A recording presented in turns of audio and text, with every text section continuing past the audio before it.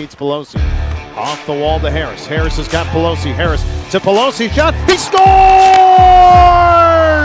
Chris Pelosi! And Poitras trying to drive in on that right wing side. Poitras in. Scores!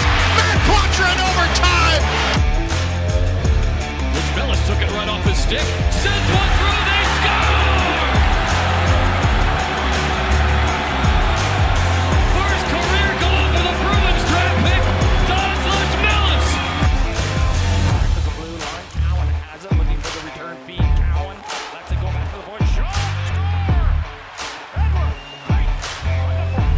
Those were without all of their World Junior guys for that against Simon Fraser. BC played him Sunday. Good pass ahead. There's Yelvik. He scores! Didn't need an exhibition. Will come up with it. Ross Schwab flips it out to center. Now McKinney gets chased with Harrison. Harrison to the backhand. Score! A deft touch. Watch out. Nelson steals. Walks in. Scores! 6-2. Jackson Nelson has the hat trick. In a Crosby line. Drilling that back. Now he's on the wall.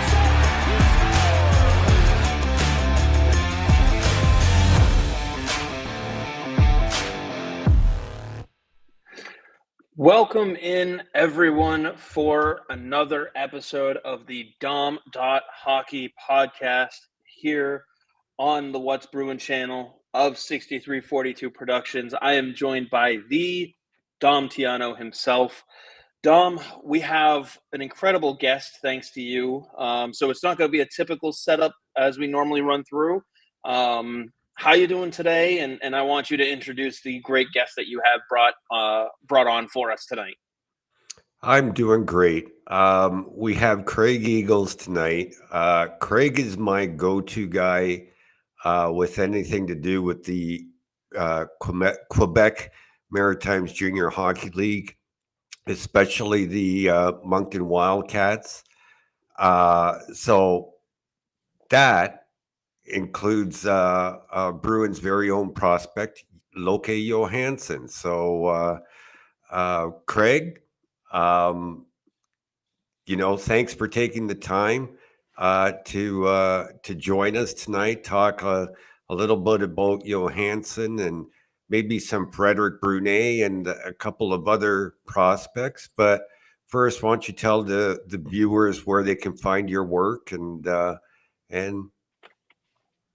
go from there. First of all, thanks so much for having me on tonight, and it's a great pleasure to join the show. And you can find me at Eags37 on Twitter or X or whatever we're calling it these days. So at Eags37 is my handle, and I'm also obviously working for Neutral Zone, so you can find my scouting reports on that platform. Going to be writing some articles there, and also you can also find my articles on the FDS Sports Podcast. That's where I publish most of the articles. Not writing as much as I used to, guys, but still have a passion for telling a few stories.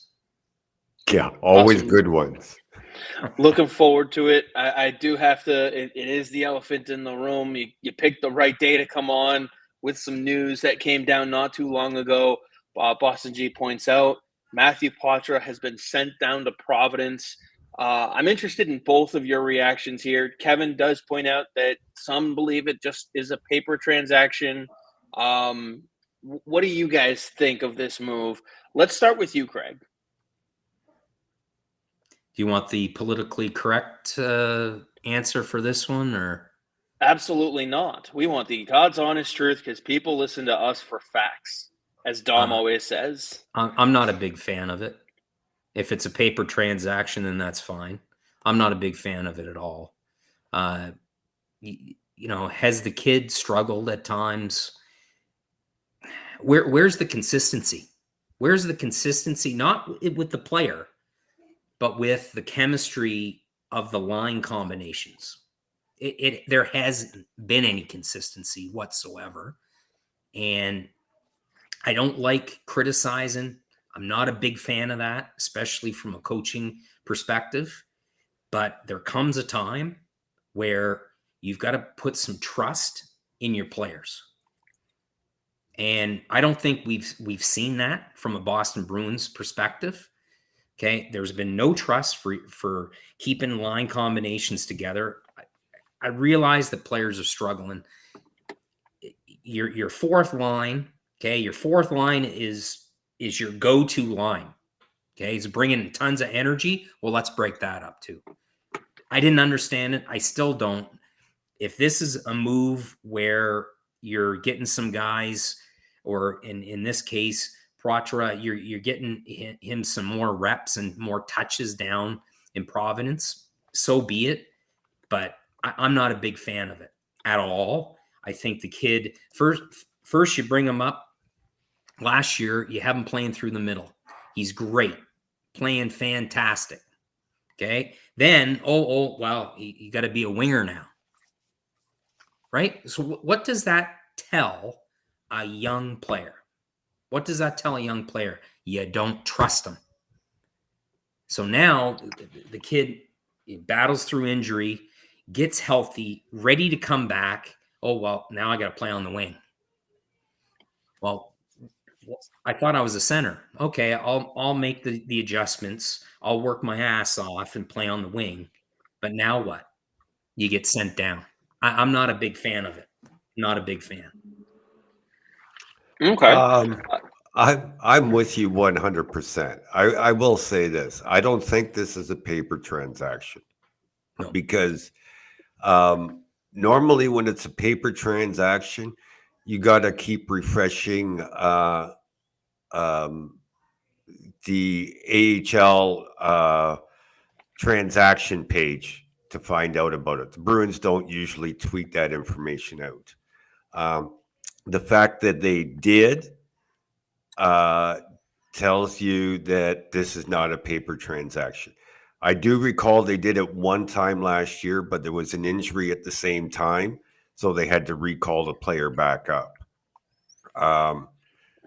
So I don't know. What I'm curious to know, Craig, is you've seen this a lot, and every young player reacts differently. And I know Matthew Poitras, he's just going to take it in stride and go work his ass off and find his way back, just because that's the type of person he is.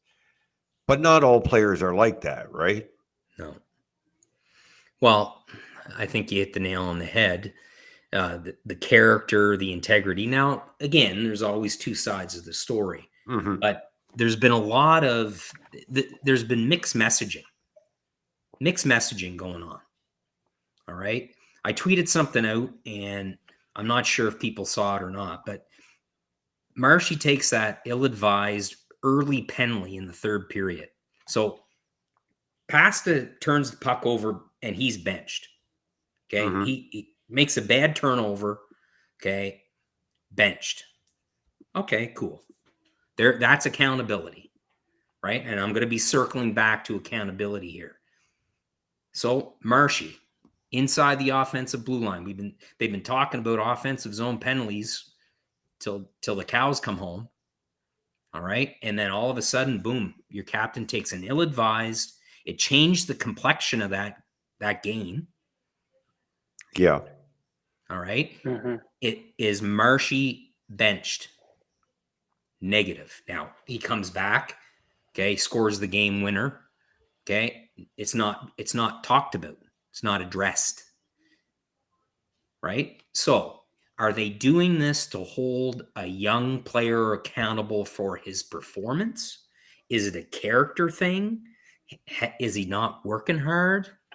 So there's mixed messages. Now, hopefully the messaging is, okay, so the player, it's transparent. The player knows, okay, you're going down.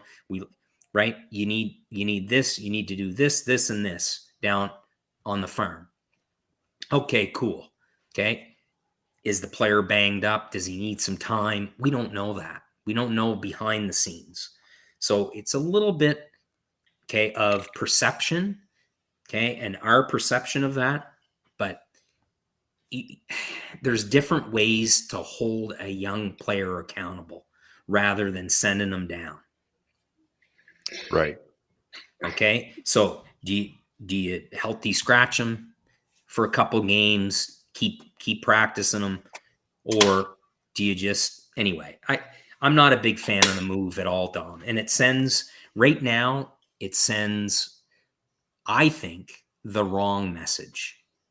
Now, again, I'm all big on accountability and treating every player, okay, equally. Doesn't matter, but when he's been in the lineup, how many different players has that young man played with this year? Played with everybody. With everybody. Okay, anyone keep account of that? And I know it might look, oh well, coach is trying to coach him up. Coach is trying everything. There comes a point, okay? There comes a point where the coach has to take a step back and allow the players to play, okay, with regards to finding some chemistry. I think, like, I don't disagree with anything anybody has said, whether it's you, Craig, Dom, or even the folks in the comments. Like, I get everything. I do think this goes to speak to the fact that they're probably going to look to keep Zacha at center for now, and they're going to look to go Zacha, Lindholm, Coyle down the middle for those top three lines. And rather than bounce him out to the wing, they say to him, we're going to send you down to Providence so you can stay down the middle because we don't want you on the wing. And is it the wrong message? I mean, would you rather have him on the wing, or would you rather have him down getting reps in Providence as a center? Just trying to play a little devil's advocate, given the fact that Lindholm and Marshy have clicked, Pasta and Zacha have clicked. Zaka's playing much better now that he's been moved over to the wing, to the center position. Like, and Coyle's game has picked up since he's got moved to the third line. So, which would you rather have, Patra on the wing or getting reps as center down in Providence in the middle? Well, that's a great point too. But why are we talking about this in November? This should have been done. Okay, if you're juggling your lines, which they've been doing, it should have been done, okay, early. And it hasn't been. It's festering, and now they're in a situation where everyone's hitting the panic button, and rightfully so. It's been uncharacteristically bad. Everything has been uncharacteristically bad. So it's just, I'd sooner have Pratwa, okay, in the lineup, not being sent down. You wanted him a winger. Now you're going to send him down to be a center on the farm. I don't understand. I don't get it. I don't get it. Yeah, and you have to admit that the underlying numbers are. Patra's been their best forward when you're looking at the underlying numbers. I don't disagree with any of that. It's just he's clearly not ready for a top six center position, and you're not going to pair him with Marchand regularly or Pasta regularly, and that 1, 2, 3 down the middle has made the lineup start to click. Is it a little later than we would have liked? 100%, but they didn't have Johnson in the lineup until a couple weeks ago, and so you weren't able to get the lineup. Sweeney wasn't able to get the roster exactly how he wanted right away. They had to see, they were still feeling out Max Jones because he missed camp. They were still feeling out Tufty. They were still feeling out some of the other guys that they had. Chris, you've replaced Matthew Patra with Tyler Johnson. Like Craig said, they should have done it. If it was just a question of creating cap space to sign Tyler Johnson, like Craig said, they should have made this move long ago, not in the middle of November. That's Craig's argument, and I 100% agree with him. I don't disagree. I'm just curious as to how much – we talked about it yesterday, Dom. Don Sweeney is not entirely focused on the Bruins team because of the Four Nations and all that stuff going on, and how much of it was, let's see if they can figure it out without bringing in Johnson right off the rip. Let's see if they can get through it so we can maintain what we already have. Which is a, below 500 hockey club. Yeah. Which now, and why move Zaka to the wing? Why move Zaka? Like, you bring in a couple pieces, right? And you need energy and you need physicality and you need this, and you go and you address those things. All right. And let's face it, the pro scouting, of this organization has been on the mark for a long time. All right. Yep. So you bring in, you acquire, you bring in some pieces. Is it up to the coach to figure that out early? One would assume it's up to the coach. Definitely. Okay. So I don't disagree. From a managerial perspective, Don is very calculated. I think we'd all agree with that. Yeah. He's very calculated. Yeah. So sending the kid down right now was a calculation. It's a calculation. It was already discussed. It's been discussed. This is not an impulse. Unfortunately, in some cases, I would argue, that the Bruins coaching staff, and one in particular, is very impulsive when it comes to making decisions.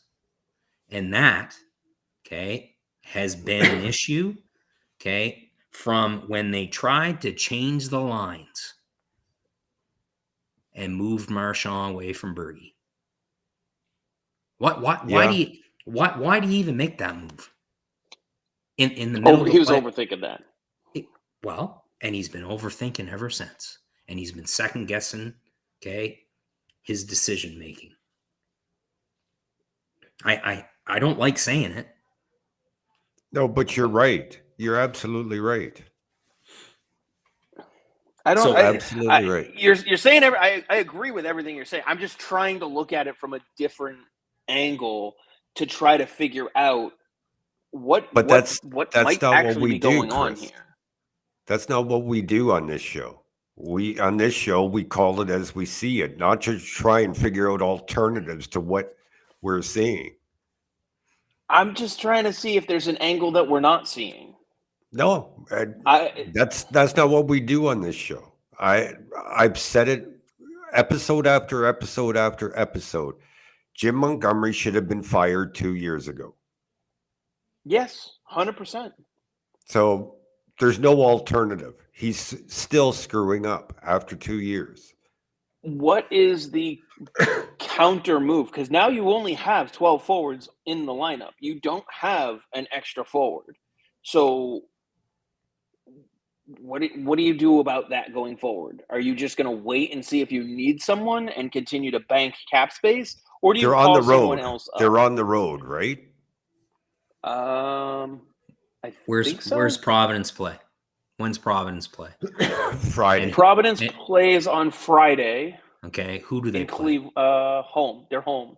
Cleveland, and then they go to Hartford, and then they play Cleveland. So it's a 3-game weekend for them. Boston's on the road. They boarded the plane today.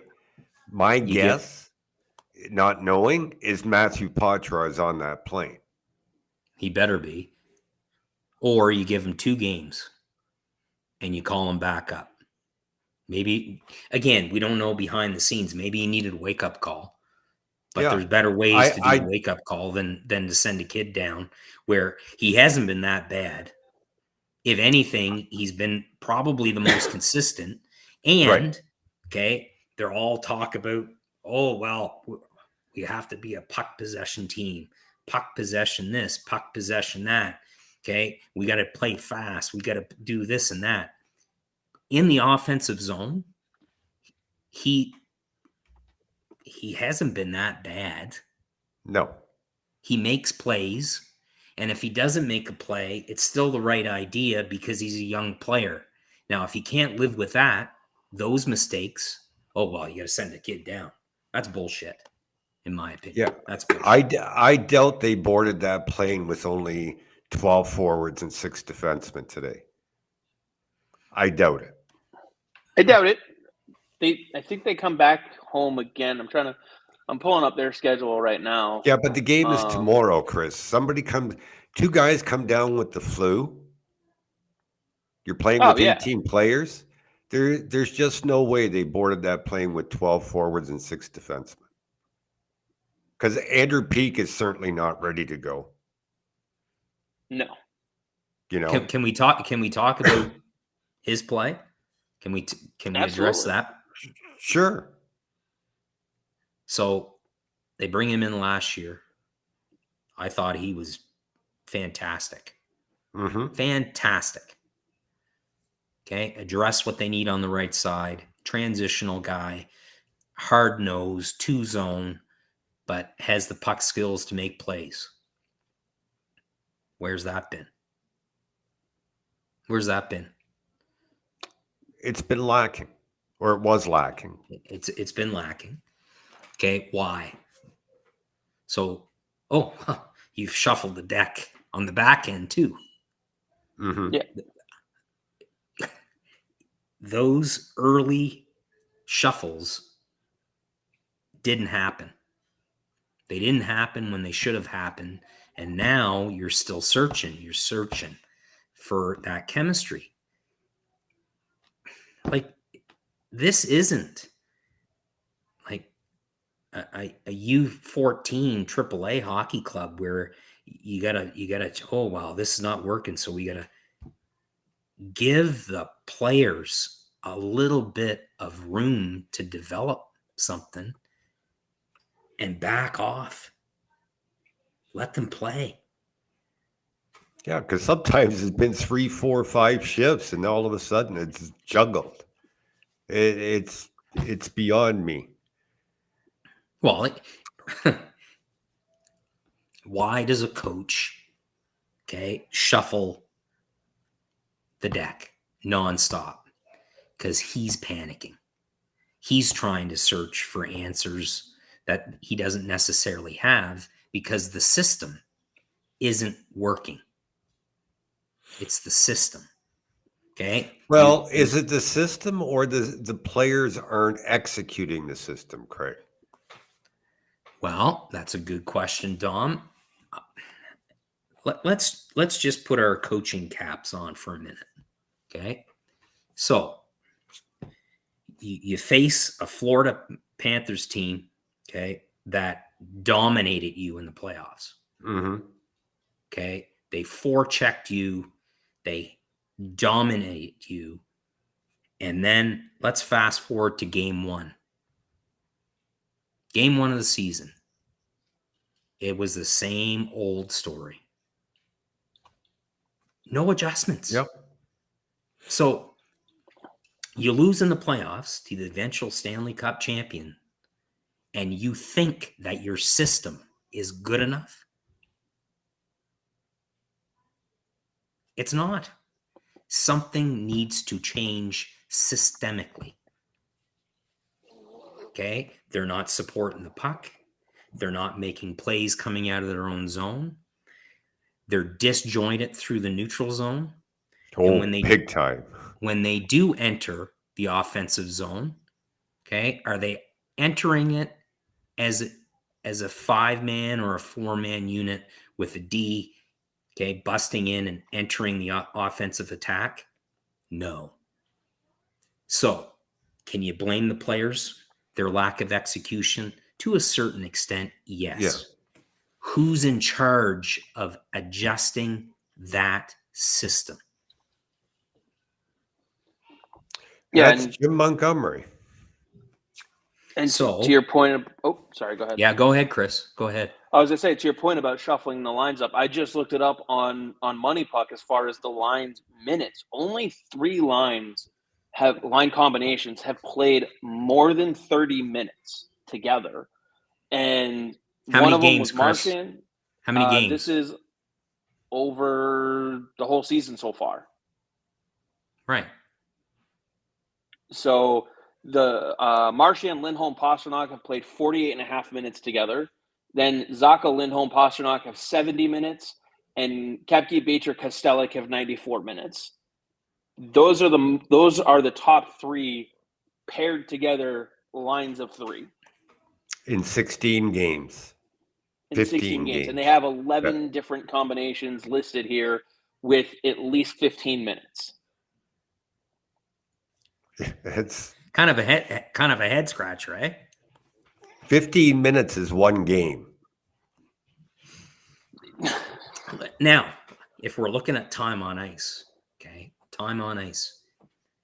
I don't know about you guys, but when I sit back and watch a Bruins game, okay, I try, okay, to put my coaching hat on, and I try to predict the next line, who I would go to. Who do you got? I do the same. Yeah. Who do you got coming up next? Okay, who do you got coming up next? Have your predictions been right? No. Okay. So the feel of the game. Now, the feel of the game has been off because it goes back to a point, okay, that we've all made. Okay. He's second guessing his line combinations. He's second guessing his decisions because he's panicking. Mm-hmm. So you go with the wrong players, okay, at the wrong times. At the NHL level, guys, you have to put the right players at any level. If you're a coach, you have to put the right players on at the right time. And if you're not doing that, you're not winning, and you're pulling pucks out, okay, at an alarming rate out of your own net. And then that makes guys look bad. Yeah. Right? And it makes guys not execute. Right? So I wish I could find the tweet, but early on, okay, the first game I tweeted out, okay, it doesn't make sense. You know, all the announcers, oh, wow, Boston's big on the back end. They're big this. They're going to give these teams fits and all this stuff. It's hard, okay? Your puck retrievals, not good.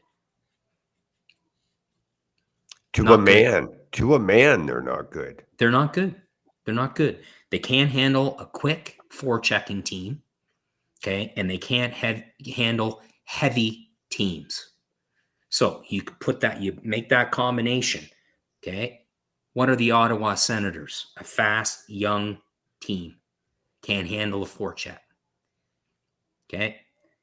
Then you go into Florida, you can't handle a heavy forechecking team because you're hemmed in your zone nonstop because forwards can't come back, right? They can't come back, support the puck. Then you try to hit the middle. You can't hit the middle because they're taking away the boards. And then they send in, okay, some pressure, delayed pressure. Then what do? Then you go D to D, and then there's no flow. There's no transition. You can't play fast. You try to stretch them out. Their D step up and neutralize the Bruins' speed. It's the same old story over and over and over again. It needs to change systemically. It needs to change. I'm going to ask you a quick question, then we'll move on from this, Craig. In your opinion, is Jim Montgomery the guy to lead this team going forward?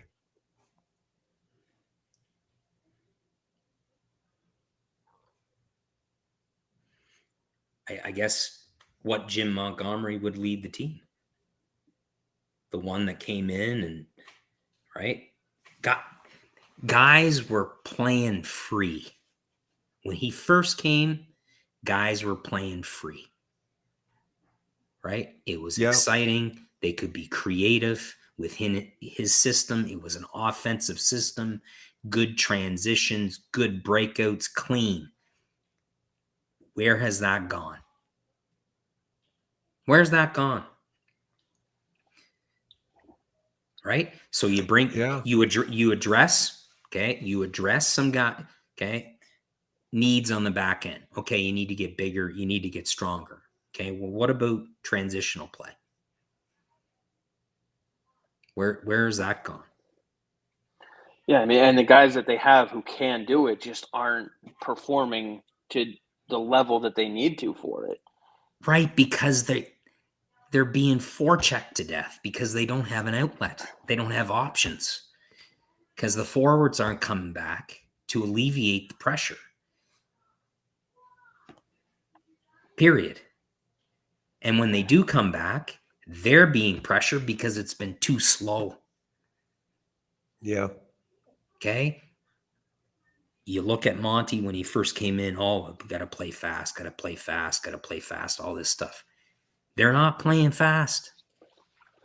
They're just not playing fast because and it goes back to the puck retrievals, everything. Okay? In zone time, all this stuff, you can look at all the analytics you want on this, guys. They're having difficulty transitioning pucks and moving pucks. And who would have thought that with their back end? Who would have thought that? I know we didn't expect anything like this. I know Dom mentioned going into the season that, it would probably be a 500 October month, but now that we're midway point of November almost, it's not really turning around, and it's just the way they've looked. It just doesn't look inspiring, I guess is the right way to look at it. It's a trudge to watch some of these games sometimes. But Dom, I know you wanted to transition over to something else. Obviously, that's the NHL side of things, but we do a lot more prospects on this show tonight.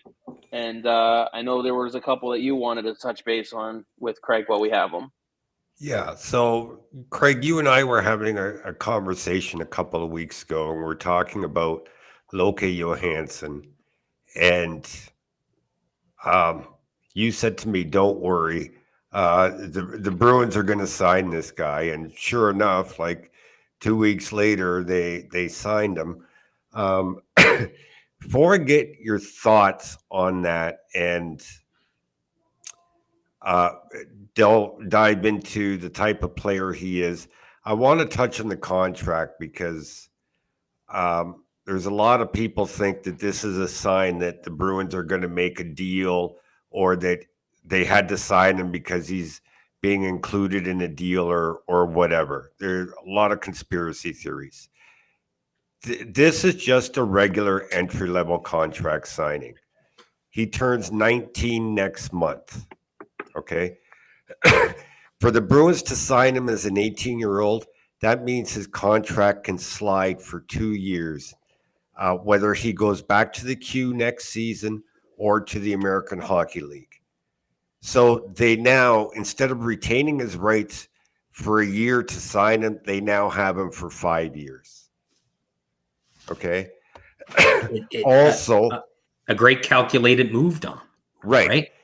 And also, and we saw this happen with Jeremy Lauzon and the Seattle Kraken, it protects Loke Johansson in the event of an expansion draft where the Bruins do not have to use a protection spot for him. So if there's an expansion draft within the next 5 years, the Bruins will not have to protect him. So there's no conspiracy theory here. It's just basic CBA, collective bargaining agreement reason to sign him. Now that the business side of it is out of the way, the player, Craig, I watched his first exhibition game this season. First game on the smaller ice. And I said to you, he looked lost out there.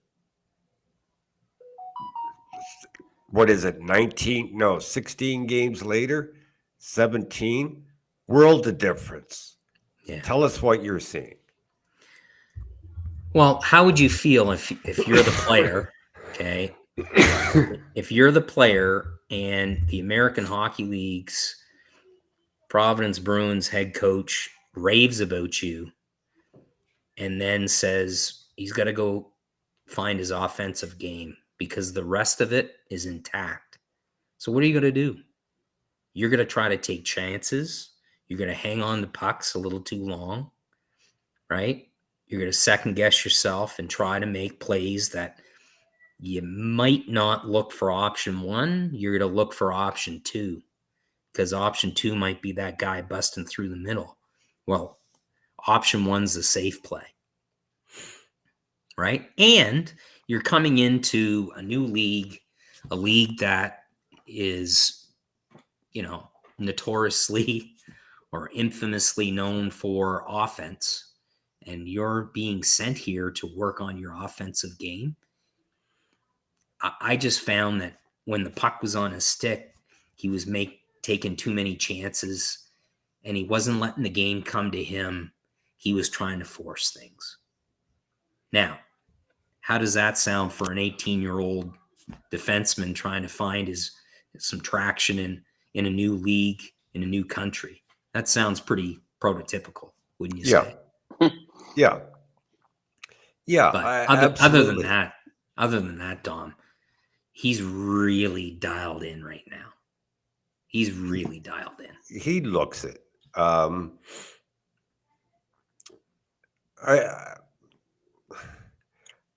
go to the coaching because, and you talked to me a little bit about this earlier, and you'll have to excuse my French pronunciations because they're not always the best.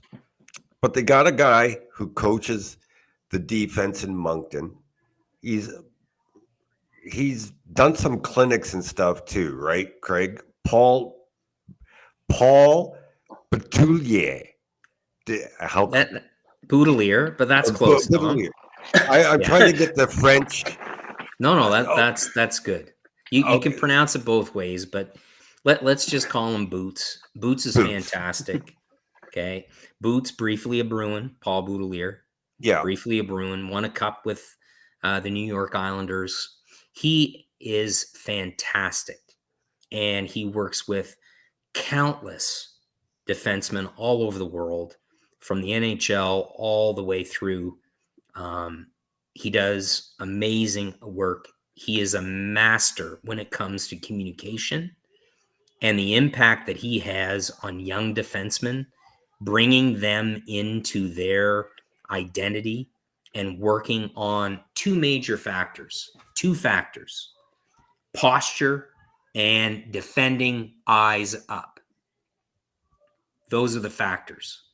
And it's making a world of difference for a lot of young defensive prospects. And Boots really talks about it's a program. It's going to school, right? A master's degree in defense, right? You're going to get your degree in defense. And then when you're the Noah Dobsons of the world, you're getting your master's degree in your doctorate. And it's not just like, oh, well, this is what we did back in the day. It's evidence-based, and that's what it's all about. And, you look at what the Moncton Wildcats have been doing defensively, it's been night and day. Night and day. Yeah. I was watching a video of him the other day on public speaking he was doing about defense, and he was explaining. It's on YouTube. People can search him, and it's really amazing stuff. And one of the things he talks about about younger players is they'll take a situation and say, what would a coach expect of you in this situation? Yeah. And then they work backwards from there. They go back and basically play out how the play plays up to that point, and how more prepared you are to react. So read and react. Right. It's all about the reads. Right. So I've noticed the differences through 17 games, Craig. But one thing that you said to me a couple of weeks ago that really sticks out is you said he'll be a number 5 or number 6 defenseman in the NHL. Yes. You don't see a second pair like number 4 potential there? Well, maybe. It depends on his progression, right? Well, is he going to take a step? And what do you want in a fourth or, a 3-4, right? What do you want? And he skates well enough, probably play both, but he's better suited, in my opinion, on the strong side. Yeah. Right. So what do you want in a fourth guy, left shot, fourth guy on that pairing? Right. So is he skilled enough to go up and play? Yes. Here's the comparable, Dom. All right. Okay, I've been waiting for this. People might say, "Oh, Craig, whoa." Well, let's look at. He's a little bit shorter. His skating stride's very similar, but he skates a little bit better. Good puck skills. You look at the numbers from a USHL perspective, and then maybe into college on the other former Bruin. Okay, you see his college numbers and say, "Oh, wow, does Johansson have that offense?" Yes, it's there. It's there, but in his role in Moncton right now, it's more of a shutdown pairing with Nashville Predators draft pick Dylan McKinnon on his right, who that pairing has been outstanding. But here's the comparable, and people out there might say, "Ooh," but Andrew Alberts, nasty, in your face, good skating, good first pass, transitional guy. Johansson has more offensive upside than Alberts does. All right. But there's a 5-6 skilled enough, skates well enough to move up to a fourth. Okay. But in that situation, okay, again, is he as nasty as Andrew Alberts? Is he going to drop the gloves?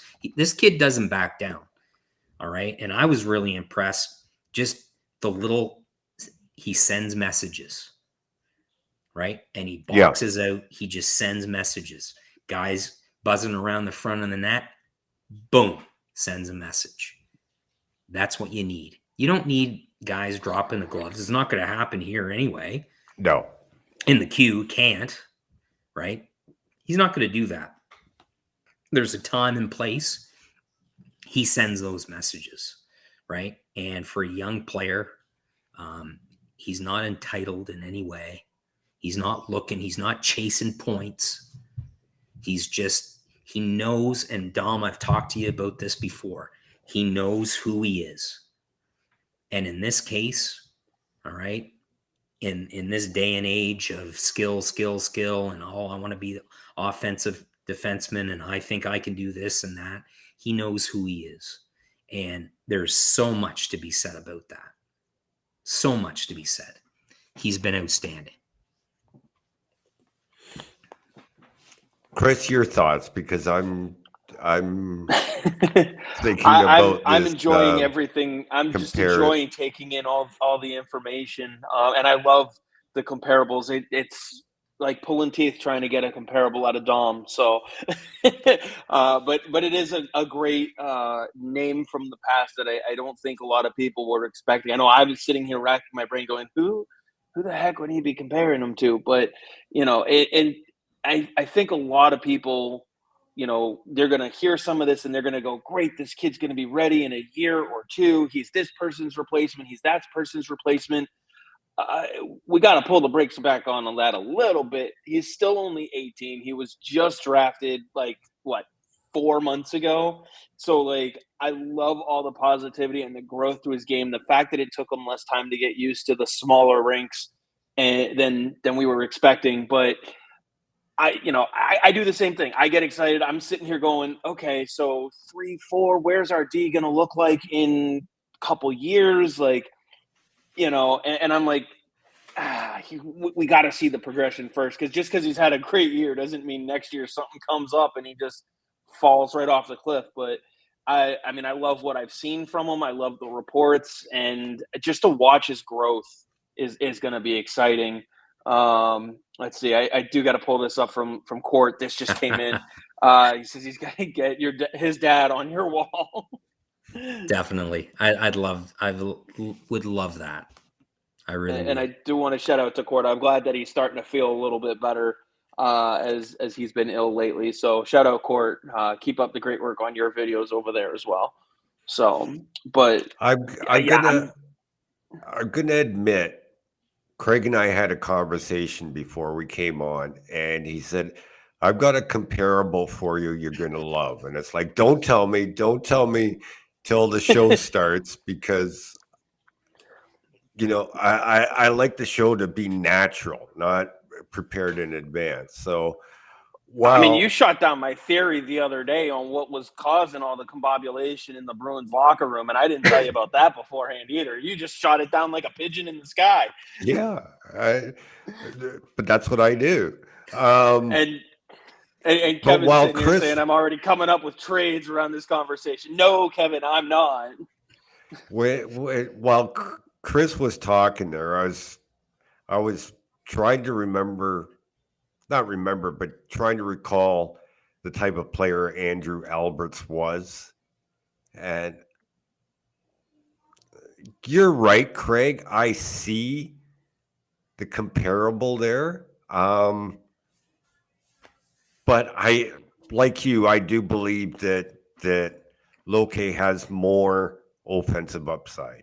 It's just a question of whether it develops or not. Well, and listen, guys, there are steps that he will have to take. His lateral movement, from an agility standpoint, is it AHL ready? Okay, it's getting there. Okay, is he quick to pivot towards the boards in a one-on-one situation? Does he need to work on that? Yes. Okay, it's just little things, but he's so, I've talked about receptivity. Okay, I talk about it in my classroom all the time, and from a hockey standpoint, this kid is like a sponge. He's receptive. He's willing to learn and grasp what he needs to do and what it takes to get to the next level. That's the type of player and character that this kid has and possesses. So, those little teachable moments, breaking down the tape, working with Boots, working with the coaching staff, all those things. But Boots is from afar. He's not working with the guys day in, day out, but there's a line of communication there with Paul Boudelier that is just mind-blowing. And that's where you're going to see what Chris alluded to, those steps, right? And Boots is going to be with him the rest of the way. And, it was by chance, but it was a great encounter with Adam McQuaid this summer at the Maritime NHL Kids Golf Tournament, the last and final. That organization has done tremendous work here across the Maritimes, breaking down the barriers to allow young players to experience the game. And Adam's played a massive part in that over the years, being a celebrity at that. But Adam's going to, obviously it's part of his job. He's going to be coming to Moncton to look at and to assess and to help Loke in his development. And I can't wait to pick the brain when Adam comes into town, and hopefully we can connect and sit down and discuss Loke's development as well, and his play, because his play away from the puck, guys, has been tremendous too. And Dom, I know you've watched the tape. He does a tremendous job at locking things down, making those subtle little plays below the dots, and those subtle little passes that really lead to transition and exits out of the zone. Well, doesn't that sound great from a Bruins perspective? Making that 4 or 5 foot pass when it needs to be made to create some transition. Wow, that's something that the Bruins might be missing right now. Wouldn't you think? Yeah, exactly. Right. Exactly. And I got to point out, I pulled up Kevin's comment before, but if anything, I'm sitting here going, I would love to see, because you mentioned him being more that 4-5 kind of guy. If only they both weren't lefties, a future pairing of Johansson with Jackson Edward. But they're both lefties, so we're not going to get Yeah, there. but don't forget, Edwards plays the right side. So I know, but do you want two lefties on the ice at the same time? I know teams have done it, but the Bruins just don't like to do that. So I don't think we're going to get it. But that would be I'd love to see that third pair. They got I no didn't mind problem the doing Andrew. it with. Yeah, go ahead, Dom. They got no problem doing it with Waterspoon, and they got no Well, problem that's with true. Edward doing it at the AHL level. And hey, more Waterspoon. More. Yeah, I agree. I want to see more. And Yeah. I didn't mind the Andrew Ference Zdeno Chara pairing back in the day either. No, No, lefties. I didn't mind that one at all. Just saying. or Seidenberg. Seidenberg, 2 lefties. Anyway. That's more or less what I'm thinking. I had to just mention that to Kevin because I know he'll. No, I'm not working out trades because I know how much Dom hates that, but it does beg the question because one of my favorite things about Don Sweeney running the team the way he does is he leaves open all the options, and with a guy like Johansson in the system, possibly able to get through those steps a little quicker than we anticipate, Sweeney's going to be able to move a little quicker if a deal comes up. He's not going to be afraid to say, I don't know. I'll pick on Lindholm for instance. He's got 2 years left of the deal, but Johansson's ready now. Let's move on from him and get this kid up here because we can. Like, he leaves all those options open, and I find it funny. And Dom, we've had this conversation a million times when people want to call for Sweeney's head just because. I mean, if he left this organization, 31 teams would be calling him and offering him a fortune to go run their team. Well, let's compare it to Vancouver a couple of years ago, the Canucks, and I think I've had this conversation with you, Craig, if I recall, when the Bruins traded Jack Studnicka to Vancouver for Michael DiPietro, who I thought was the throw-in in the trade, and for Jonathan Mirenberg, the kid another defenseman out of Sweden. I thought, what? Like, why are the Canucks giving up on him? Because he was one of their better prospects. Yeah. And when the GM comes out and says, like, he's 5 years away from making the NHL, we can't wait that long. No. One thing the Bruins have shown is patience with their prospects. They've always done that under Don Sweeney, which brings me to the next guy I want to talk to you about, Craig, because he's a guy you saw a lot playing in the Q, is Frederic Brunet. I have had a lot of mixed reactions in my head with what I was saying. Like, where do you see his potential? Because I thought it was a little bit higher, but you disagreed with me in terms of the offense. So can you elaborate on that? Well, I haven't seen him play a whole bunch at the American Hockey League level, so yeah. I can't speak to the jump that he's made. But at the time, I also said he knows who he is as well, right? He can bring that offensive transitional game. He's very elusive. He has a ton of escapability with his skating ability, eluding the forecheck and making a solid first pass. And I think we can all agree that that's the case. With him, again, we have to look at his progression. Where was he at 19? Where is he now? Right? And Yeah. is he going to be able to make that step? And what type of player is he going to be? Okay, when a call up comes, or when there's an opening there, that remains to be seen.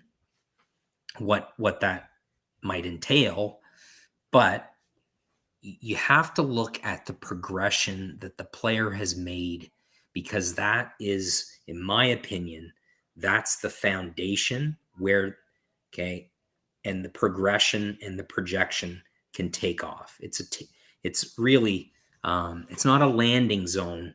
That's where that player is going to jump, right? And again, every player has their ceiling.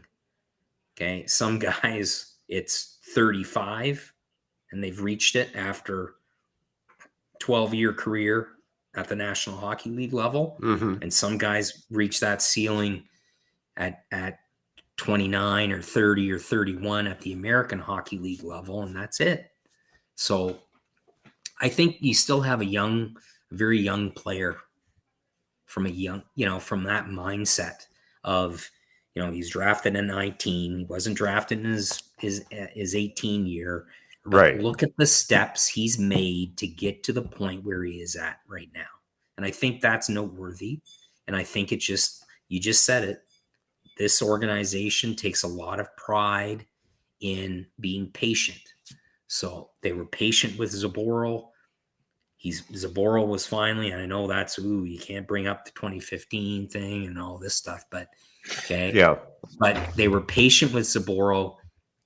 It was starting to pay off, and then the knee injury happened, and then right, he was, I think the entire fan base were finally seeing what type of player he could be, and then the knee injury happened, and very, very unfortunate that had to happen, and it did happen to that young man. So here's where I'm confused with Brunet, because and it started back in the Prospects Challenge in Buffalo, and through rookie camp and on, is he's added another element of physicality to his game. He consciously tries to be more physical, and he's finding some success with that. He's also concentrating more on defense and being the best possible defensive defenseman he can be. But his offensive game is suffering because of it. So you have to that's look. how I see it. Right. So you have to look at that message that's a message from the organization. We need you to defend more. We need you to be this. We know that the offense is there, but we need you to focus on these 2 or 3 things in your game. Okay. To get you to that next level, we need you to work on this, this, and this. And we know the offense is there, and it's going to be there when we need you and when we need it. Right? Right.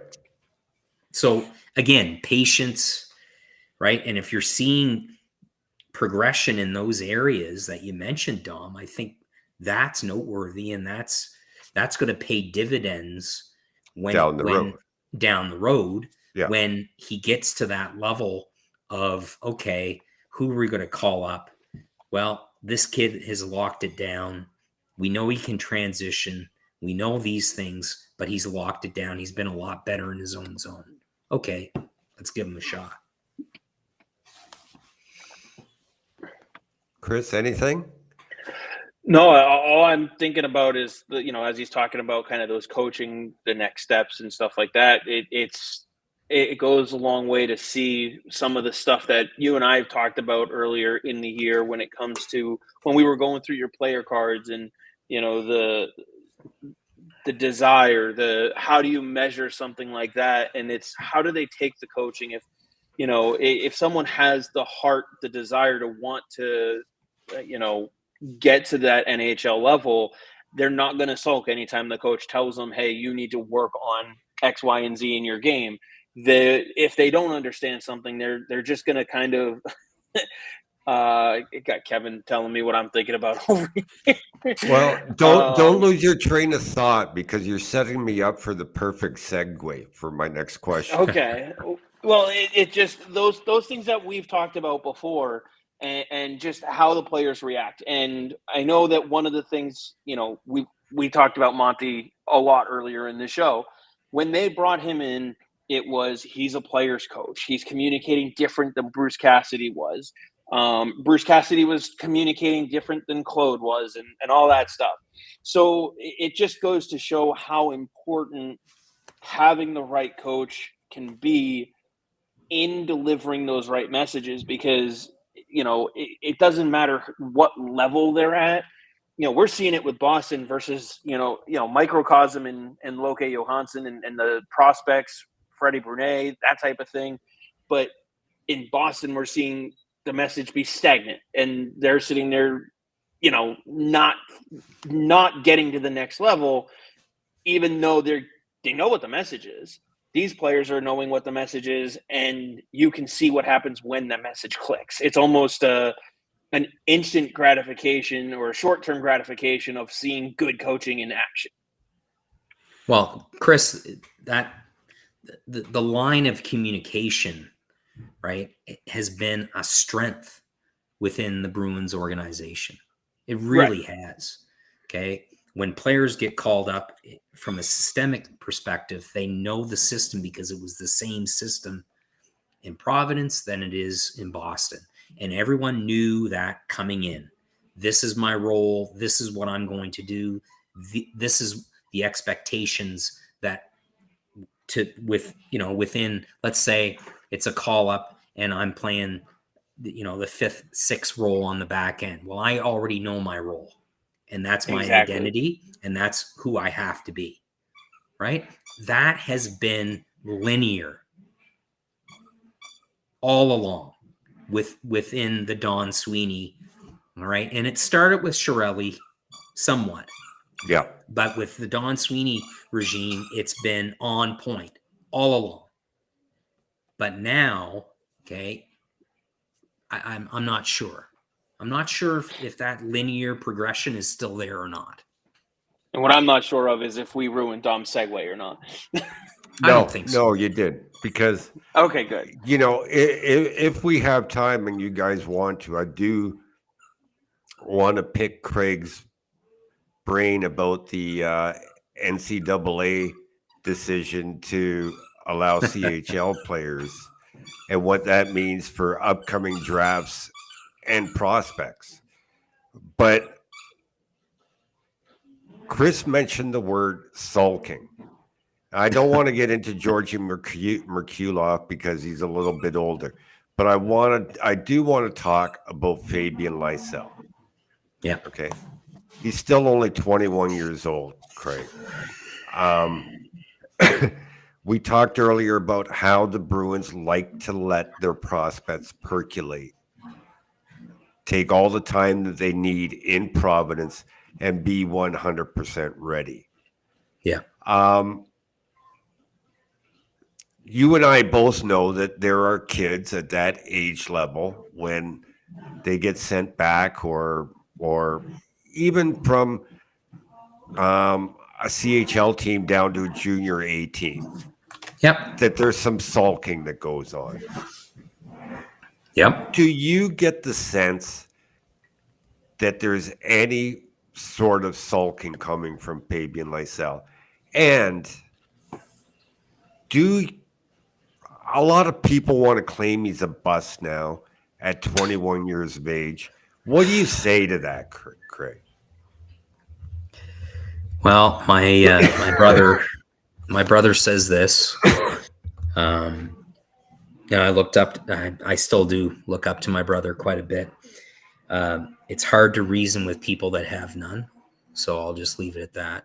About he's a bust. Okay, so you can't reason with people that have none. So think about that. And I just went on to look at how many games Brad Marchand played in Providence. So he was there a season and a half. He played 79 games his first year, and then he played 34, okay, in year 2. And then he came up in 2009, 2010 to finish off the season, or he was called up. He played 20 games with the Bees. Okay.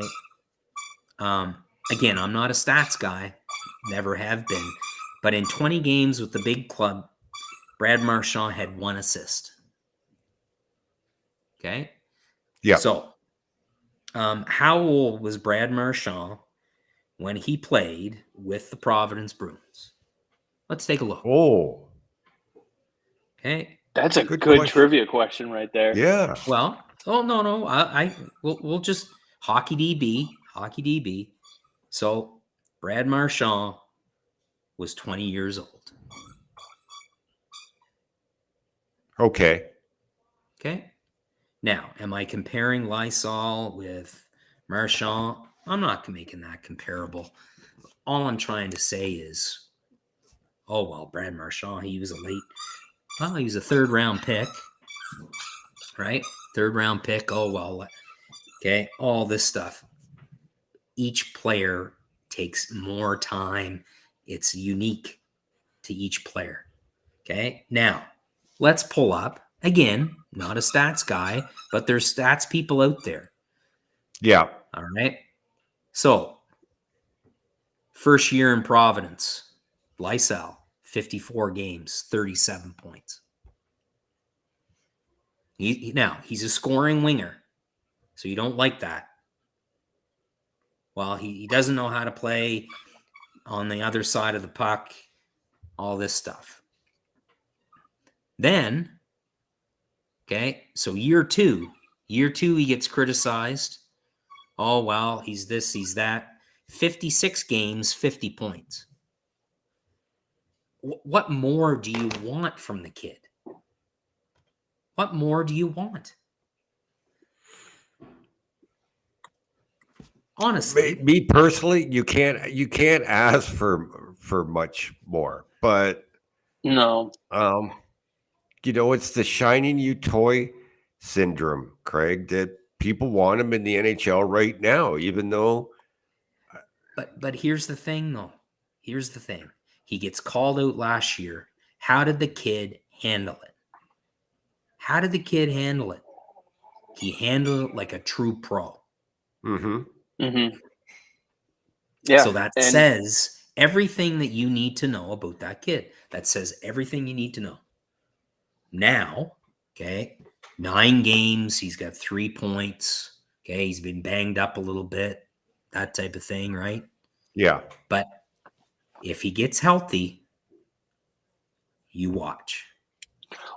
I was just saying, that's the other thing, too, is we've already got the team admitting that last year he would have had a call-up had he not suffered a concussion late in the season. So it's not like he's not turning heads at the pro level either with the big club.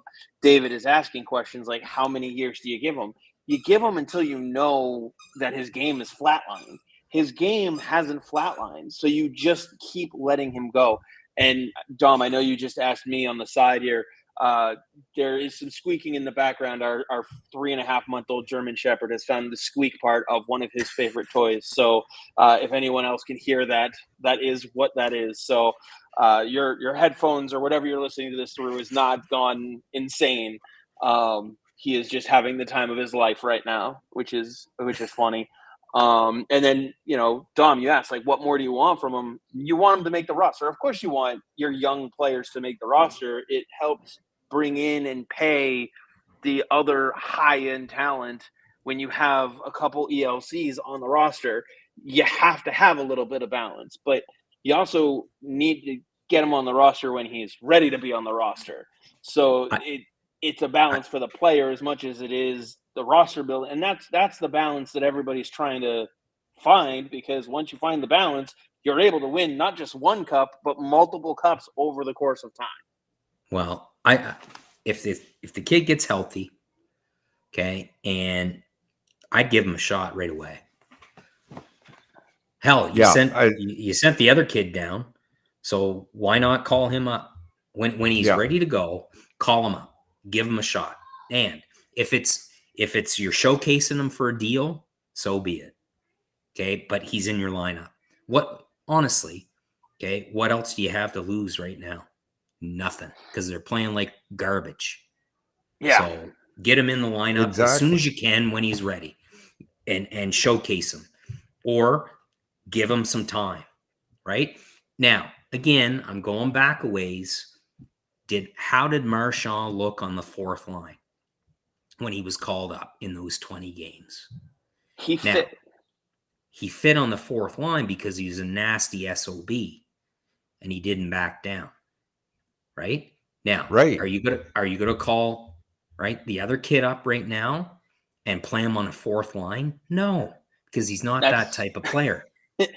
It's funny that you mentioned that, because this comment was just put on the chat here. The problem that I've seen is that if Lysell was called up, they'd probably put him on the third line. I think that's why we haven't seen him called up, because they want to make sure they put him on a line that fits his skill set, and a third line, fourth line role just doesn't fit that. But here's the thing, okay? I had one long-time Q scout pulled me aside 2 years ago. He said, I wrote an article about top six. He said, Craig, in championship caliber teams, we're talking top 9, not top 6. Yeah. So exactly. You want at the pro level, at the NHL level, you talk about your top 9. So if you got a guy right now that's not going on your third line, why not call the kid up and put him there and spot him some time on the power play? Especially, okay, the power play sucks right now because there's no zone entry. Why isn't there any zone entry? There's no flow. Or speed. Give him the puck and let him go to work. He's creative. Give him the puck, get the hell out of the way, let the kid set it up, right? There's a role for him to fulfill when he's ready. Give him some time, let him come back, let him get healthy down on the farm, and then give him a shot. And I don't mean, 3 or 4 games. Give him 10 games and see what the guy can do. Again, now's the time. And hell, you're shuffling the deck all the time. The lines are in a blender. Why not add one more piece? Exactly. Like I was dead against it 2 weeks ago, but 2 weeks ago I was all in on calling him up and giving him the look. Yeah, and it was all with that question of what the hell do you have to lose? I mean, no one else was playing better on the turnover side, which is where his concerns are. So what else do you have to lose? I know we've talked about it, Dom, before, and we know the Bruins don't really like to do it. I'm curious, Craig, your opinion. I've seen it a couple times in the chat where people have mentioned let Poitras get some time with Lysell down in Providence.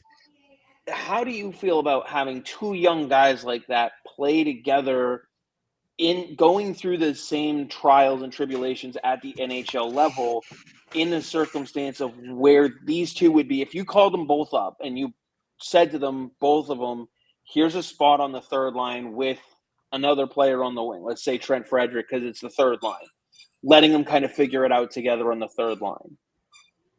Well, you mentioned Frederic. He hasn't been the same. He's not playing free.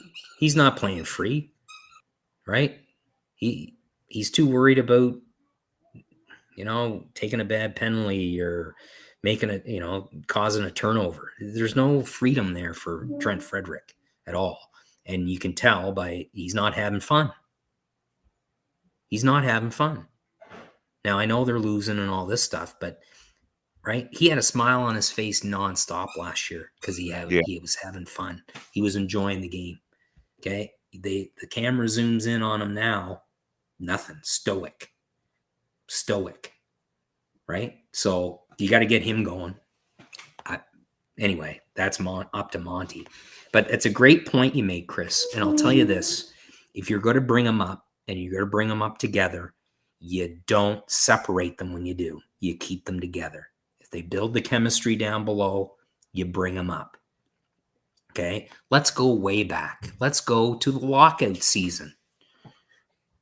All right, Bergie and Brad Boyce. Pretty good combination at the NHL level. Same thing, right? Same thing. So, those things can happen, but will it happen? And are they forward thinking enough for that to happen?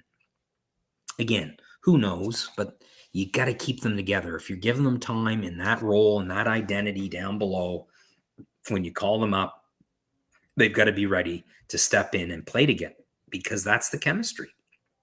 That's that instant chemistry that you need, and that's going to make a difference. So, again, you look at up top, fourth line's going, keep them together. No, well, let's break them up. Third line, well, we're not scoring. Oh, well, we got to change it.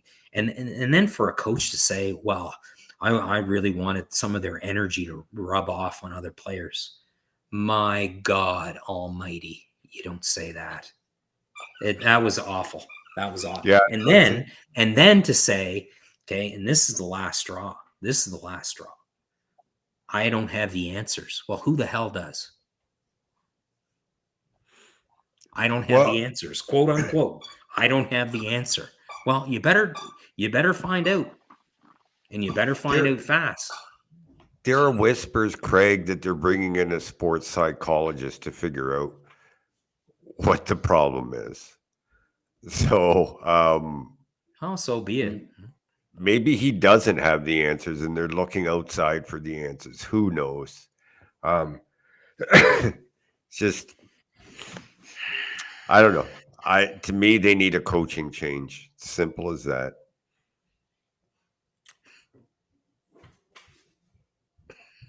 Anyway, I'm gonna ask. I know you mentioned. Oh, go ahead. Two guys, real quick, that were at Bruins rookie camp. They play in the queue. They were invites. They're not Bruins prospects, but I'm just wondering because I believe they're both overagers now, Craig.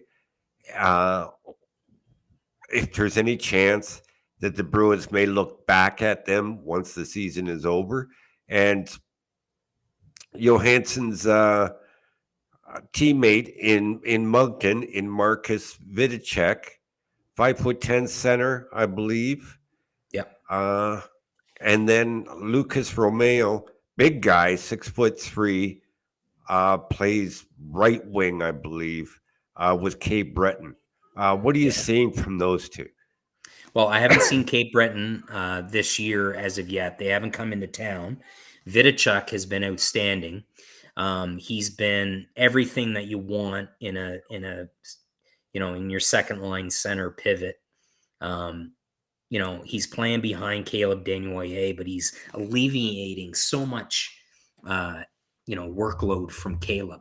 So Caleb is a bona fide first round pick. Okay. Every day. He's been outstanding. Mm-hmm. They bring Vidicek in to take that pressure off, and especially coming down the stretch into the playoffs, the matchup game. So Vidicek, the Cats did a little walk-in thing on Instagram and their social media. Vidicek's walking in. Who's your favorite NHL player? He goes, Patrice Bergeron. Gotta love that. Yeah. Right? So Vidicek comes in through, the Halifax Mooseheads organization. They do it right. Okay. They do it right. And they do everything right. It goes through the rebuild process. Boom, boom, boom. Big piece. And they really miss him down in Halifax because he's a great two-way center. Can play both positions, kills penalties, power play, great vision. People are out there saying, oh, well, why isn't he drafted? Why is this and that? Obviously, everyone looks at the tail of the tape. Oh, 5'11". Oh, well, he's not the quickest. He's not this. He's not that. You're knocking a guy that does everything the right way. Okay. I think he can play pro hockey. He can play pro hockey. Do you think so, And eh? I do. Here's a guy that's, again, going to continue to get better and better. Just needs those reps. In Romero, power forward, came into the league, didn't really know what he was going to be, in my opinion. And that trade to Cape Breton has been very, very good. We talk about players playing free and having that creativity.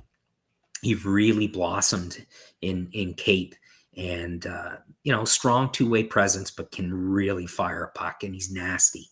He's nasty to play against. Yeah. Hard nosed. And Vidicek, I'll tell you, Marcus has got a mean streak to him as well. You're not going to push him around, and you're not going to take liberties, and you're not going to take shortcuts, because he's going to line up against the team's best players every night, and he knows that. And he welcomes that and relishes that. And that's the type of player that you want in your organization, in my opinion. Is he going to play in the National Hockey League?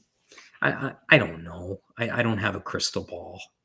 But, I definitely see him playing pro hockey. And Dom, here's a segue for you. You mentioned the NCAA rule change. I've got an article that's going to be coming out either tonight or tomorrow morning about goaltenders. I think it's a game changer for goaltenders.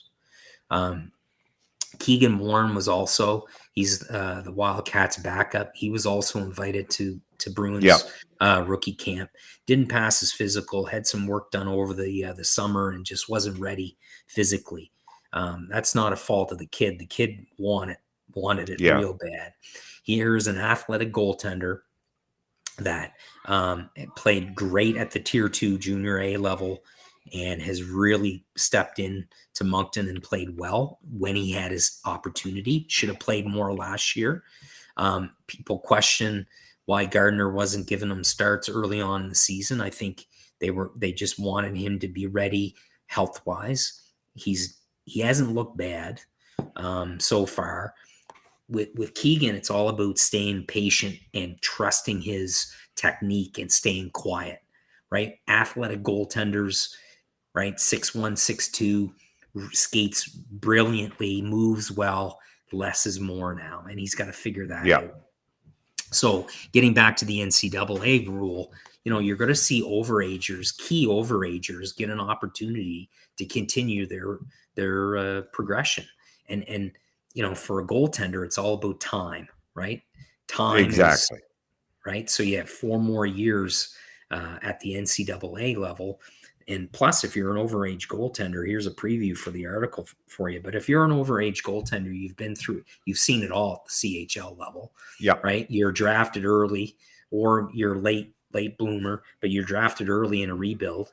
Right. You're going to be the guy. You've experienced 4 years of being the guy and probably gone either to a championship run or were sent as an overage to steal hockey games in another rebuilding team. So from an NCAA perspective, you're all ready. You're all ready to make the jump and go there and be that game changer at that level. We're seeing it with Tyler Parsons of the Kitchener Rangers. Exactly. Overager who just committed to Clarkson University for next season. So perfect example of that. Yeah. Now, is Marcus Vidicek going to make the jump to NCAA and continue to play out his career and 4 more years? And at 24, is he going to be ready? I don't know what that has in store, and I don't know his plan of action and trajectory. I don't know where he's going to go, but it does give time to those players to continue to get a lot better and continue to work on things and continue to play against top-notch talent and time. I think that's it's going to pay dividends. It's going to change the landscape of hockey. So to get back to your question, your original question about those two players, Cape has got off to an uncharacteristic start, really slow start. There was a car accident. 3 players were involved. It was a very serious accident. But the last player just came back and played his first game of the season. I think there was some trauma there. I think players really took that hard. And they went on a 6-7 game win streak. Now things aren't. So are there going to be changes in Cape? Couturier, Sylvain, so that's Sean's dad, went on record on an interview. He's not happy. And Sly, he pulls the trigger on trades. That's his MO. So are they going to make some moves to try to solidify their group? It remains to be seen. But in Moncton, Vidicek he's the key cog, right? And you look at all their top guys, but Marcus Vidicek stirs the drink for the Moncton Wildcats right now. That Moncton team is such a wagon, though, Craig.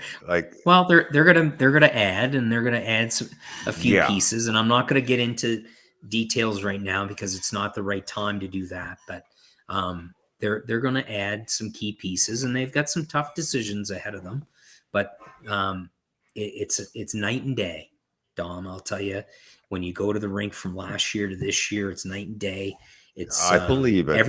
Everything is different, and it's great. And I saw just last night a great Baie-Comeau Drakkar team with a lot of good young talent on that hockey club. And so again, you sit down to write these reports. It's phenomenal because there's a lot of talent in the league. 2-1, Craig. I just look at this fantastic. I just look at this Moncton team and I think they can win the 2-1, 3-2 games, and they can win the 7-4, 7-5 games. I don't know. I mean, it's early, but there's just no competing with them.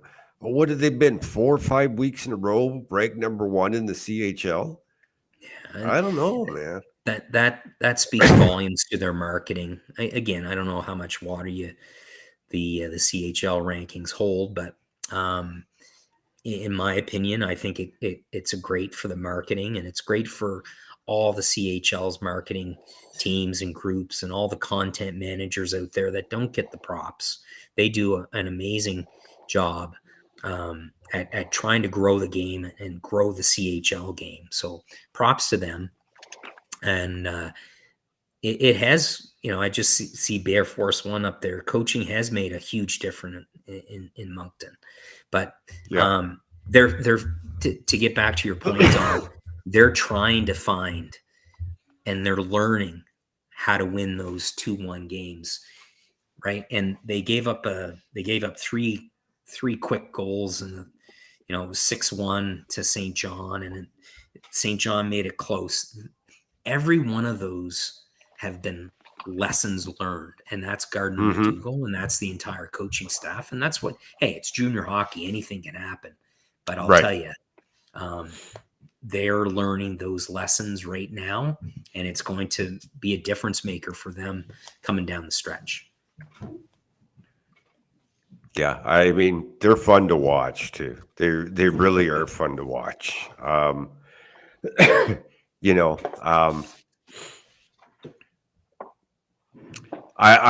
want them to win just because Johansson's there, but I'm an OHL guy through and through, so I have to cheer for my OHL teams. But very quickly, if we can touch on this NCAA thing, I know it's hard to predict what's going to happen. Like, we've heard rumors that there was 2 USHL teams that contacted the OHL about joining the league.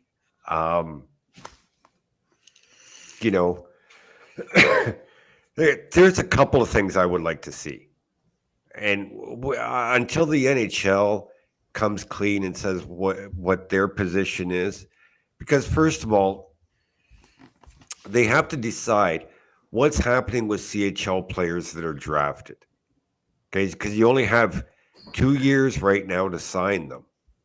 Yeah. Okay, so if they're not signed and they jump to the NCAA,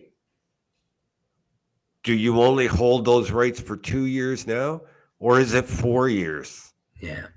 And they're trying to put the 19 rule in, right, at the American Hockey League level. Right. So that could be a game changer too. But Dom, I'll tell you this: it's really, in my opinion, it's going to hit U Sports, okay, The most. hardest, Yes. the hardest, because it's going to be now local guys, local kids might stay and say, "Listen, it's been my dream to play at X or UMB. I'm still going there." And the price tag, let's face it, right? The price tag is going to be high. And another variable, that how's the school money going to work? Right? Yeah, that's another one.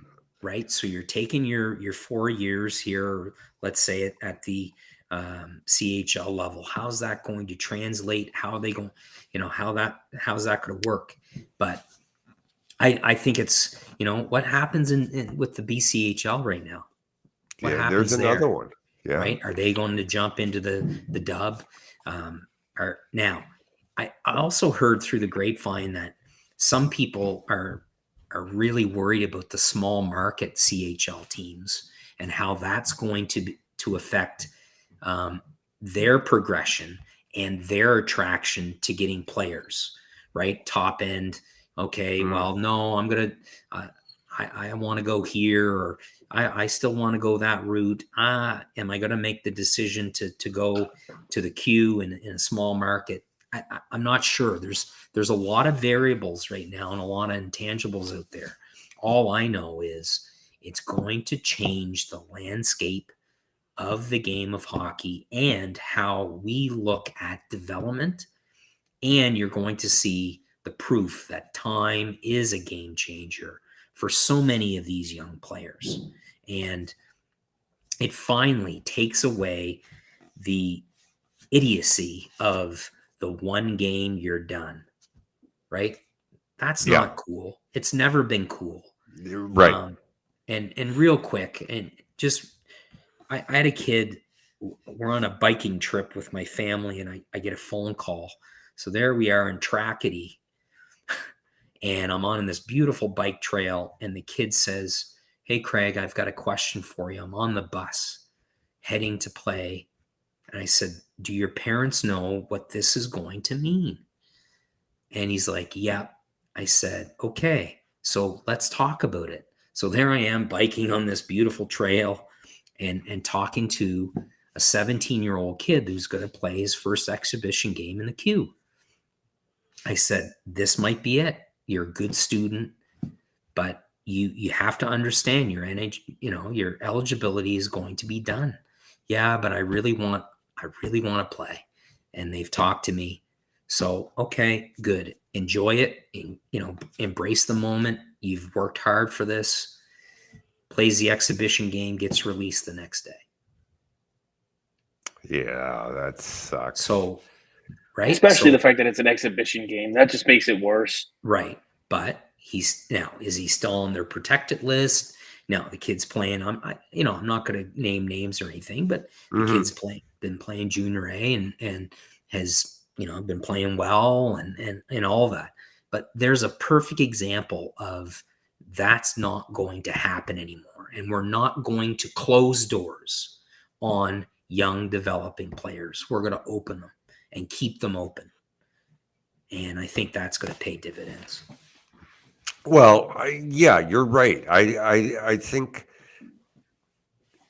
it's better for the game, for the player, for the development. Here's what I'd like to see, especially if the American Hockey League changes the age to 19. I want to see the CHL become a 15 to 19 league then. Okay. I want to see the USHL become the 4th league. Okay. And somehow the BCHL be incorporated into it. Maybe even the BCHL become the 4th league. There's already a couple of players that have jumped ship from the USHL to the OHL. Yeah. To think it's not going to affect them. Well, Zachary Morin is a perfect example. Morin jumps ship. There you go. Leaves the USHL, comes to St. John. More eyes on him in St. John. He's been good. Very slight. He's listed at 178 pounds or something like that. But he's got a good frame to add muscle and all that, but good speed. He's going to be an NHL pick. There's no question. But there's a perfect example of a young player jumping ship, coming to the queue, and maybe some more eyes on him. Who knows? But that speaks to your point, Dom, right there. Guys are jumping, and yeah, it's good for the CHL right now. Yeah, I mean, I think going back to what you said about the overagers, especially the goalies, buying themselves 4 more years in the NCAA, I think that's what you're going to see jumping there is those overages. You're not going to see guys like Connor McDavid choose the NCAA over the Erie Otters in the OHL. No, and for some of these players, Dom, it's going to be the long game, right? Yeah. And they couldn't make that decision, right? Because of the CHL, but now they can play the long game, and I think it's going to, who wouldn't sign a free agent at 24 who's played now 4 years in the CHL and 4 years at NCAA and is an impact and a game changer at both those levels? You'd be crazy not to sign a kid at 24 and give him an opportunity to play. Right. I mean, we've seen so many free agents, college free agents sign and not go on to amount to much. And then we've seen those that signed and turned into $7 million players like Torrey Krug. Yep. Time is important when it comes to players that are developing. And it goes back to what we were saying about the Bruins letting their prospects percolate for as long as possible, for as much time as is necessary for them. And I think that's what we're going to see with this NCAA change. Yeah, definitely. Chris, I'm looking forward to having it kick in. No, I've just been enjoying listening to the conversation, and I think Craig's point about how it's going to really affect goaltenders first is I think that's where we're going to see it, because, I mean, when you think about it, teams have the fewest positions for a goaltender. So it's going to open up a lot more opportunities for, someone who normally would go and maybe be a third option somewhere or even a second option. They have another route where, maybe they start at a lower end NCAA program, but they get eyes on them, and now they're able to move over to a more well-known place like UNH or UMaine or something like that. And as Craig said, it's going to completely change everything. I think it's going to be for the better. I think we'll have some hiccups along the way, which it's life, we always do. But, it's like you said, Dom, Connor McDavid isn't picking the NCAA route. He's taking the shortest path to the NHL humanly possible. It's the other 99% of the players that you don't look at it and go, they're a top 5 pick. Period. End of story. Top 5 pick. Yeah. I mean, to think, if this rule was made or change was made 2 years ago, would Macklin Celebrini gone to college, Brew? No. You know, a lot of unknowns, Yeah, but we'll see. I'm curious to exactly. see. Well, first of all, I'm curious to read Craig's article tomorrow and get his thoughts completely on it, and then to see it all play out. Absolutely. I did just notice, though, we are a little after the 8 o'clock hour. Dom, I know you got some stuff to take care of, and Craig, I can't thank you enough for taking almost 2 hours to sit with us tonight. I'm looking forward to the article coming out and so much more from your work. If you want to just remind folks real quick where they can find the work that you do, and then if you have any final thoughts, whether it's the Bruins, Johansson, all the plethora of topics that we've gone through today in the last hour plus, any final thoughts, we'd love to hear them. Well, thanks a bunch for reaching out and having me on. I really appreciate it. Yeah, it's bedtime here, so I've got to make sure that I say goodnight to the kids. But I just want to take this opportunity. There's a lot of passion within the fan base of the Boston Bruins, and so much passion across North America about our game. I think our game is in a great place. I think it's only going to get better.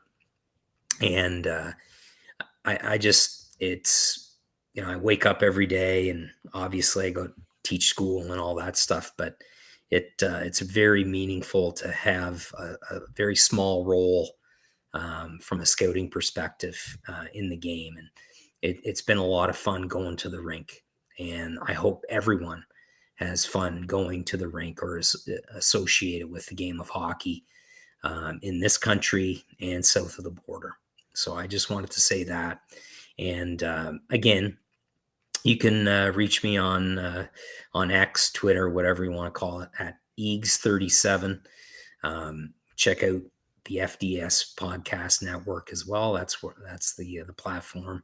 And again, Neutral Zone, if you're a subscriber to that platform, you can see my scouting reports and some of the articles that I'm going to be working on for that company. And they've, it's been fantastic working for Neutral Zone, and I'm just looking forward to going to the rink more, but obviously first and foremost, spending time with the family and watching them grow. Our youngest went up a level at skating tonight, so I had to contain myself from afar. But very, very proud of her and all. Obviously, our both our kids are active in Highland dance, and I think it's just great to see so many young players and people being active in sports. I think it's everything, and it's great to see. So again, it's always fun to talk the Bruins and come on the show. So I really appreciate it. Yeah, we're gonna have to get you on again soon, Craig. Love having you on, picking your brain, talking hockey. Always a wealth of information. So I appreciate it. I hope you know that. I think I've made that clear in the past, and we're going to have to do it again soon. For sure. Thanks, guys. Absolutely. Thank you again. And one last thank you today down here in the U.S. is Veterans Day. Up in Canada, it's Remembrance Day. Is that what it's called? Remembrance Day. Yes. So I just want to give a shout out to all the veterans, both up there, down here, and just end on that note, because without them, we're not doing any of this. And as you said, Craig, we got to have fun doing it, but we also got to make sure we know how we're able to do it. So I wanted to put that out there. And I got nothing else. If you guys have anything, the floor goes to you. Otherwise,